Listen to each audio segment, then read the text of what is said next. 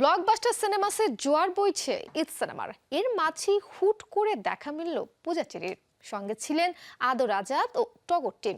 উপলক্ষ জঙ্গলি সিনেমা দেখা হলেও জানা গেল ঈদুল আজহায় টগর মুক্তির খবর। বিস্তারিত জেনে নেব প্রতিবেদনে।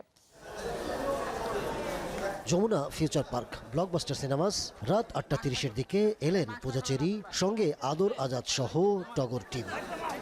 ঈদে মুগ্ধতা ছড়াচ্ছে জঙ্গলি সিয়াম, পাচ্ছে দর্শকের ভালোবাসা। সেই গল্পে সামিল তারকারা।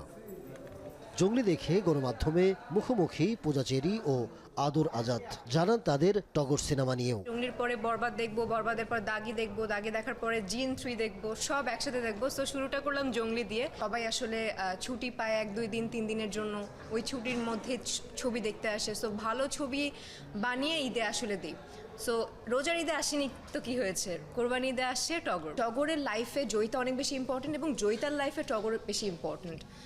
সো এটা আসলে কেউ কাউকে কোনো ক্যারেক্টারকে ফেলে দিতে পারবে না, যখন আপনারা দেখবেন তখনই বুঝতে পারবেন। আর যে লুকটা হচ্ছে, এটা হচ্ছে আমার ডিরেক্টর বলি, আমার প্রডিউসার ভাই বলি, সবারই হচ্ছে মানে এআর টিমের হচ্ছে যে লুকে আমাকে কখনো দেখেনি, এটা সবচেয়ে অনেক বড় চমক। টগর নিয়ে কথা বলেন নির্মাতা আলোক হাসান। আমি যখন টগর গল্পটা নিয়ে আমরা আগাচ্ছিলাম, ইনফ্যাক্ট টগর গল্পটার পেছনে এটা না বললেই না, স্পেশালি আদর ভাই এবং রনক ভাই, আমাদের এই তিনজনে ডেভেলপ করা বেসিক্যালি এই গল্পটা। নেক্সট ঈদে এই গল্পটাকে আদর আজাদ ভাই এবং হচ্ছে পূজাচেরিকে নতুনভাবে উপস্থাপন করবে। এখন প্রেক্ষাগৃহে বইছে ঈদুল ফিতরের সিনেমার জোয়ার। এরই মাঝে সামনে এলো ঈদুল আজহার সিনেমা টগর মুক্তির খবর। Ahmed Tauquir, showbiz tonight.